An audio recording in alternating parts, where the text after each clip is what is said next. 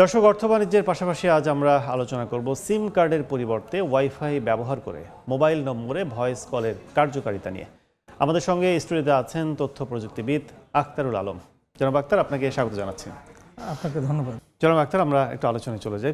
রিপোর্টটি দেখলাম, আমরা শুরুতে একটু যাচ্ছি। সেটি হচ্ছে দেশের যদি বলে যে ইন্টারনেট সেবা 4G এখন চলছে সারা দেশে। আমরা যদি বলি খাতা কলমে 4G, সেক্ষেত্রে রাজধানীতে কিছুটা আমরা হয়তো সেবা পাচ্ছি, যদিও কলড্রপ বিভিন্ন সময় এই সেবা থেকে বঞ্চিত হচ্ছে। আর গ্রামে কি রুরাল পয়েন্টে যদি বলি যে একদম বলা চলে যে অন্ধকারের মধ্যে হাঁটাহাঁটি শুরু হয়েছে, সেই জায়গা থেকে আসলে এই নতুন প্রযুক্তির মাধ্যমে সেবা দেবে অপারেটরগুলো, সেখানে কিভাবে দেখছেন? আচ্ছা, না গ্রামে একেবারে অন্ধকারে আছে এটা না, কিছু কিছু জায়গায় হয়তো 4G কাভারেজ নাই আর কি।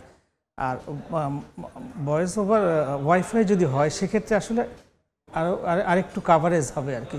যেসব জায়গায় মানে ঘনবসতিপূর্ণ এলাকাগুলো আমরা অনেক জায়গায় বাসা বাড়িতে বা অফিসে আসলে ইন্টারনেট ইউজ করি, যেখানে অনেক জায়গায় মোবাইল অপারেটরের কাভারেজ নাই আসলে। তো যদি মোবাইল অপারেটর যেসব জায়গায় কাভারেজ নাই সেসব জায়গায় কিন্তু তারা সরাসরি ভয়েস কল করতে পারে। এটা একটা পজিটিভ দিক আসলে আমি মনে করি যে তো এটার জন্য কি বল অপারেটরগুলোতে কিছু ইনফ্রাস্ট্রাকচার বিল্ড করতে হয়েছে আর কি।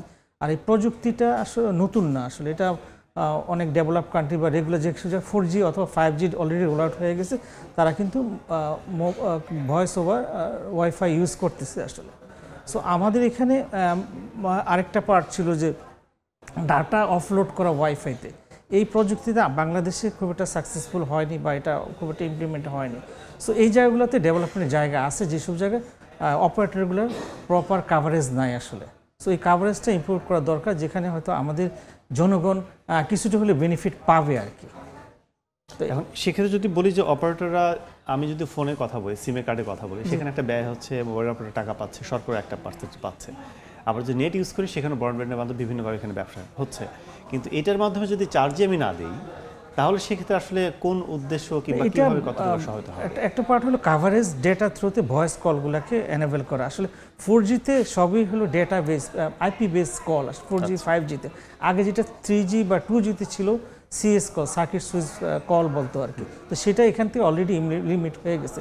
4Gতে ভয়েস ওভার LTE ইউজ করা হয়। সো একইভাবে এখন এখানে যদি আমরা মোবাইল নেটওয়ার্কে ইয়াটা এনেবল করে দিই তাহলে সেটা বেটার হবে। কিন্তু হ্যাঁ, এখানে যে একেবারে জিরো চার্জ হবে এই জায়গাটা আসলে আমার মনে হয় একটু কনফিউশন আছে। কারণ একটা যে কোনো একটা অপারেটর সে যদি ওয়াইফাই এনেবল বা ওয়াইফাই কলিং করে, সেটা তো অন্য একটা অপারেটরের কানেক্টিভিটি হইতে পারে। তাহলে সেক্ষেত্রে তো এখানে একটা এক ধরনের চার্জিং মেকানিজম অলরেডি এস্টাবলিশ আছে। এটা কীভাবে চেঞ্জ হবে? সো আমার মনে হয় না যে এখানে একেবারে জিরো চার্জিং হবে, কারণ এখানে ব্রডব্যান্ড আইএসপি যারা আছে তারাও তো কিছুটা রেভিনিউ চাইতে পারে। তো সেইটা কীভাবে ম্যানেজ করা হবে সেটা ব্যাপারে আমরা এখনো কিছু দেখতেছি না। এটা কি হিডেন চার্জ এরকম কিছু হবে নাকি, কি অবস্থা? হিডেন চার্জের সুযোগ নাই, কারণ এখন আমাদের এখানে সবই তো বেশিরভাগ প্রিপেড বেস, তারা অটোমেটিকলি বুঝতে পারে। একটা হলো যে ডেটা ব্যান্ডউইথ কিছুটা কনজিউম হবে এখানে, আর আরেকটা হলো যে যখনই তার প্যাকেট করে যাওয়ার পরে কোনো একটা অপারেটরের দিকে অথবা অন্য নাম্বারে যখন রাউটিং করতে যাবে, সেখানে তো এক ধরনের আসলে বিলিং মেকানিজম আছে। সো সেটা প্রিপেড হলে অটোমেটিকলি সে চার্জ মিনিট বেস যেটা আছে সেটা চার্জ কেটে নেবে। হ্যাঁ, কিন্তু যদি আমাদের অপারেটরগুলো চার্জিং বা বিলিং ইয়াটা যদি এরকম শুধু ডেটা বেস হতো, যে ফুল ডেটা, যে আমি হয়তো 20 Mbps বা 10 Mbps এর প্যাকেট নিলে এখানে ভয়েসের জন্য আলাদা কোনো চার্জিং সিস্টেম না থাকতো, তাহলে হয়তো কোনো চার্জ পেতো না আমরা বলতে পারতাম। কিন্তু আমি মনে করি এখানে অবশ্যই এক ধরনের চার্জিং থাকার কথা। এখন তো আমরা ওয়াইফাই ইউজ করে কিংবা যেটা হোক এটা ইউজ করে, ব্রডব্যান্ড ইউজ করে যেটা বলি, সেটা আমরা ইউজ করে কিন্তু কল দিচ্ছি কোনো অ্যাপের মাধ্যমে। কিন্তু সেটা যখন বলছি যে আমরা ওয়াইফাই সংযুক্ত হয়ে সিম কার্ড ছাড়াই আমি ভয়েস কল দিতে পারছি, বাট শুধু তো এটা ইন্টারনাল সীমাবদ্ধ সেবাটা হচ্ছে। বাট বাইরে কি অবস্থা হবে? তাহলে তো আবার সিম কার্ড নির্ভর এরকম। সে যখন অপারেটর কাভারেজের বাইরে হবে তখনই সে কিন্তু ওয়াইফাই ইউজ করবে। আর আরেকটা হলো যে আপনি যেটা বলছেন, যখন একটা জায়গায় হয়তো আমাদের LTE কাভারেজ 4G কাভারেজ আছে as well as wifi coverage, এখানে কিন্তু ফোনে প্রায়োরিটি সেট করা যাবে যে আপনি ওয়াইফাই বেস করতে চান নাকি না LTE বেস বা 4G কাভারেজ করতে চান। তো সেক্ষেত্রে আমি বলতে চাই যে সেটা হলো যে যখন কাভারেজের বাইরে, সেখানে নর্মালি আমরা অন্য OTT ইউজ করি, যেমন মেসেঞ্জার বা হোয়াটসঅ্যাপ ইউজ করে কল করি, এখানে সরাসরি ফোন থেকে আমরা সরাসরি ফোন কল করতে পারবো, কারণ এই ফোন কলটা সরাসরি আসলে অপারেটর নেটওয়ার্কে ডেটা কানেক্টিভিটি হওয়ার জন্য একটা ইপিডিজি বলে আর কি, ইভলভ প্যাকেট ডেটা গেটওয়ে বলে। তো ওইখানে কানেক্টেড হবে, তারপরে সেটা কি বলে ইপিসি হয়ে ওদের প্যাকেট করে হয়ে তারপর আইএমএসে যাবে। এই কলগুলো সবই আসলে সিপ সেশন হয়, যেমন আমরা যখন হোয়াটসঅ্যাপে কল করি this are one kind of SIP session. So একই ধরনের কানেক্টিভিটি হবে, সেখানে মাঝখানে একটা অপারেটরের নোট থাকবে আসলে। সো এখানে আইডেন্টিটি বা সব কিছু ম্যানেজ করা যাবে আসলে। এখানে আইপিসেকের টেকনিক্যালি যদি বলি একটা টানেল ক্রিয়েট করা হয় আসলে ইউজার থেকে শুরু করে তাদের প্যাকেট কোর পর্যন্ত। এই টানেলের থ্রুতে ডেটাটা আদান প্রদান হবে, তারপরে বাকি নর্মাল আসলে আমরা এখন যেভাবে কথা বলি সেরকম নেটওয়ার্কে যাবে আসলে। কিন্তু সেটা যদি বলি, যদি এরকম হয় যে শুধু ওয়াইফাই কানেক্টেড, সেক্ষেত্রে শুধু তো আমি শহর পর্যায়ে কিংবা যে যতদূর এই ব্রডব্যান্ড সুবিধাটা গিয়েছে ওয়াইফাই এটা পাবো, জি জি, ততটুকুর মধ্যে এই সেবাটা পাবো, বাইরে তো পাচ্ছি না।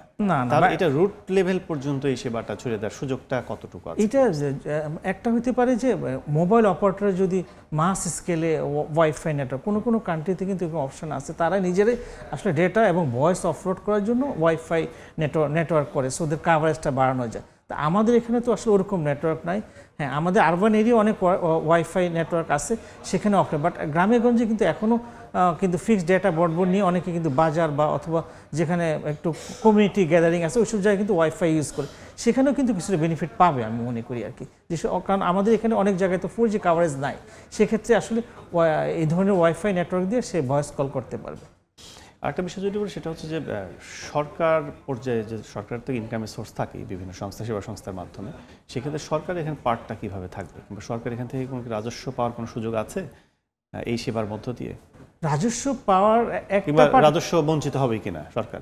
না, রাজস্ব বঞ্চিত হবে না, কারণ একটা পার্ট ডেটা পার্ট সে এক ধরনের রাজস্ব পাচ্ছে আর কি।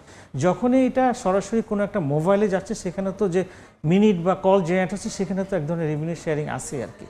যে রেভিনিউটা জেনারেট হয় সেটা একটা নর্মালি যে অপারেটর একটা রেভিনিউ শেয়ারিং পার্ট আছে, অথবা এখানে গভর্নমেন্টের যে একটা রেভিনিউ শেয়ার তো সে পাবে আর কি। সব মিলে যদি বলি যে সেবার ক্ষেত্রে সবচেয়ে বড় এখন সংকটের জায়গা যে কল ড্রপ, সেই জায়গা থেকে আমরা কতটুকু বের হয়ে আসতে পারবো?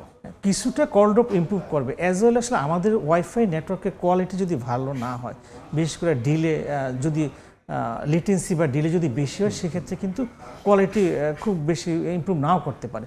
বাট ওয়াইফাই কোয়ালিটি যদি ভালো হয়, তাহলে সেক্ষেত্রে কিন্তু কল কোয়ালিটি ভালো হবে আর কি। অনেক অনেক ধন্যবাদ জনাব আখতারুল আলম আমাদের সাথে আলোচনায় যুক্ত হওয়ার জন্য। ধন্যবাদ আমাকে ডাকার জন্য আর কি, থ্যাংক ইউ ভেরি মাচ। দর্শক, আলোচনা করছিলাম ভিও ওয়াইফাইয়ের মাধ্যমে গ্রাহক সেবা দেওয়ার চেষ্টা করছে অপারেটররা, সেক্ষেত্রে আমাদের সাথে আলোচনায় যুক্ত ছিলেন আজকে তথ্য প্রযুক্তিবিদ আখতারুল আলম।